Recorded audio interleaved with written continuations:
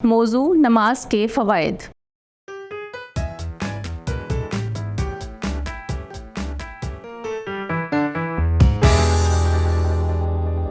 السلام علیکم عزیز طلبہ و طالبات، میں آپ سب کو مون لائٹ انٹرنیشنل پبلیشر کے تعلیمی پلیٹ فارم سے خوش آمدید کہتی ہوں۔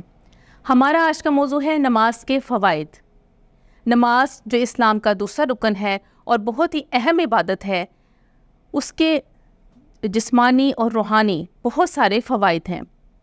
سب سے پہلے نماز ہمیں ہماری انفرادی اور اجتماعی زندگی میں نظم و ضبط سکھاتی ہے، کیونکہ ہم نماز جو ہے وہ وقت کی پابندی کے ساتھ ادا کرتے ہیں، اور نماز کا ہر رکن جو ہے وہ ایک ترتیب سے ادا کیا جاتا ہے، تو وہ ہمیں نظم و ضبط سکھاتا ہے۔ اسی طرح جب ہم نماز با جماعت ادا کرتے ہیں تو وہاں پر صفوں کی جو ترتیب دی جاتی ہے اس سے بھی ہمیں نظم و ضبط کا سبق ملتا ہے۔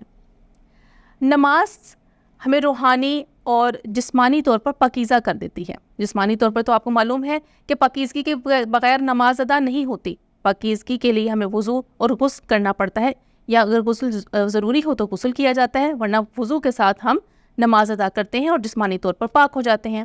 اور روحانی طور پر ہم کیسے پاک ہوتے ہیں؟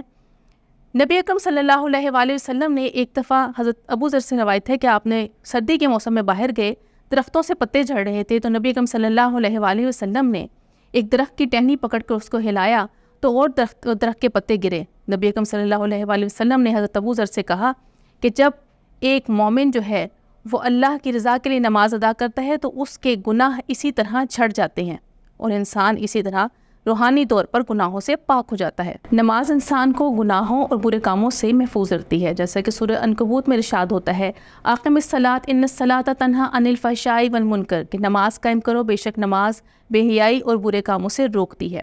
نماز انسانوں کو ہمدردی، بھائی چارے، اخوت اور مساوات کا سبق دیتی ہے۔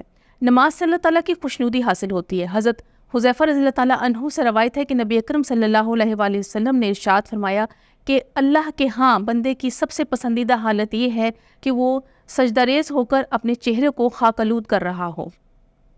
نماز سے انسان کو دلی سکون حاصل ہوتا ہے، اور نماز مومن کی پہچان ہے۔